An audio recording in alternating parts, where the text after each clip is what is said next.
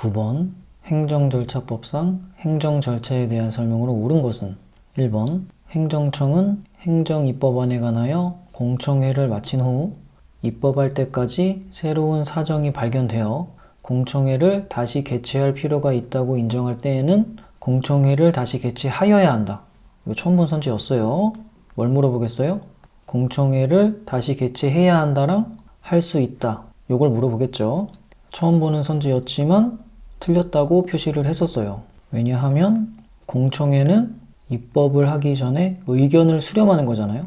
그렇기 때문에 새로운 사정이 발견됐다고 해서 공청회를 다시 개최해야 되는 게 아니라 할 수 있다가 맞겠다. 이런 생각을 했다.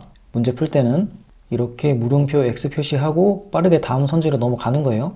다음 2번 구국적법에 따른 기화는 성질상 행정 절차를 거치기 곤란하거나 거칠 필요가 없다고 인정되는 사항이 아니므로 처분의 이유 제시를 규정한 행정절차법이 적용된다. 이거 틀렸죠? 이건 아는 거죠?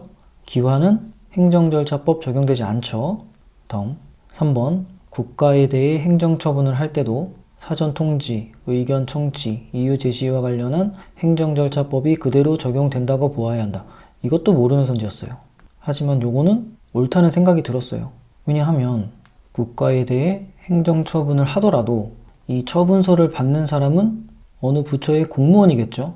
이 공무원이 그 처분에 대해서 대항할 수 있도록 사전 통지해주고 이유 제시를 해줘야겠죠.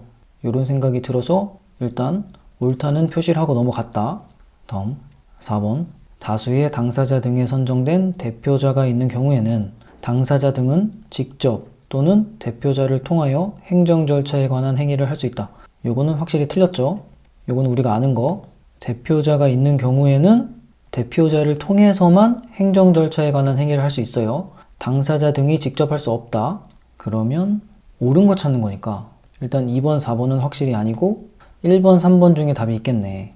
근데 3번이 처음 본 선지지만 옳을 확률이 높다 표시를 했죠. 그러면 시험에서는 3번 답 찍고 넘어가는 거예요.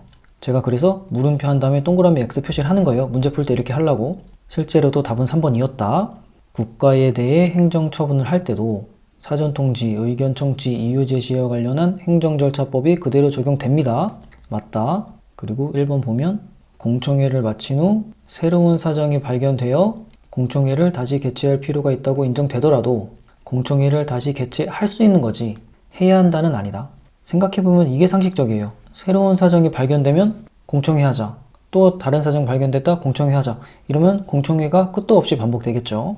이렇게도 생각해 볼 수 있다. 그러면은 답은 3번. 자, 해설하겠습니다. 옳은 것은 공청회, 청문회 모두 새로운 사정이 발견되면 재개최를 할 수 있다가 맞아요. 해야 한다 아니다. 저는 공청회만 할 수 있다는 줄 알았는데 기출문제를 다 찾아보니까 청문회의 재개최도 할 수 있다가 맞아요. 선지 보면 행정청은 공청회를 마친 후 새로운 사정이 발견되어 공청회를 다시 개최할 필요가 있다고 인정할 때에는 공청회를 다시 개최하여야 한다. 틀렸죠? 할 수 있다가 맞다. 그리고 공청회랑 청문회 뭐가 다른지 한번 보겠습니다. 청문회가 더 센 거다. 무슨 말이냐? 공청회는 입법, 계획 수립 전에 의견을 수렴하는 거예요. 반면에 청문회는 불이익한 처분을 하기 전에 방어 기회를 보장하는 거다. 그러니까 청문회가 더 센 거죠. 청문회를 안 하게 되면 그 처분 당사자는 불이익이 크겠죠.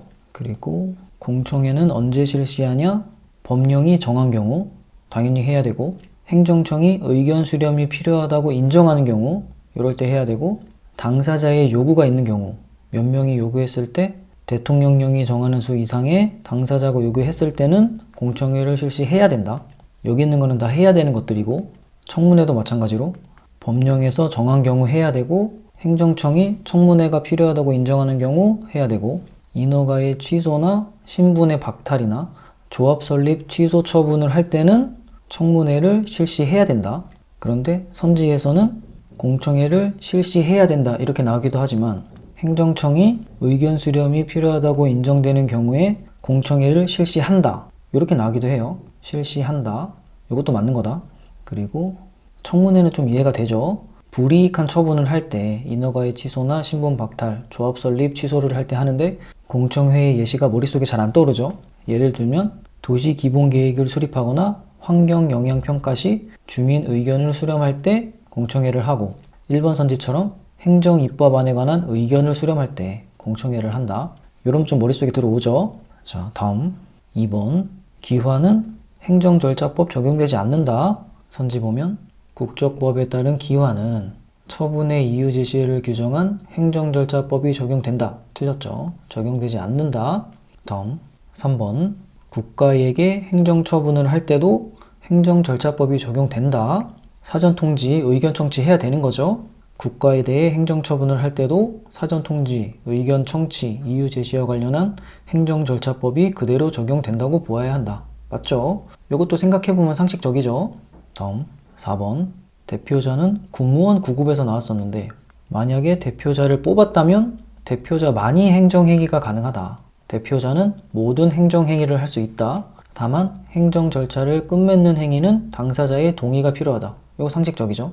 그리고 행정청의 행위는 대표자 1인한테만 해도 효력이 있는데 행정청의 통지는 대표자 1인한테만 통지를 한다고 해서 효력이 발생하는 게 아니고 모든 인원에게 각각 통지를 해야 효력이 발생하는 거다. 자, 선지 봅시다. 다수의 당사자 등에 선정된 대표자가 있는 경우에는 당사자 등은 직접 또는 그 대표자를 통하여 행정 절차에 관한 행위를 할 수 있다. 틀렸죠? 당사자 등이 직접 할 수 없다. 다음 문제.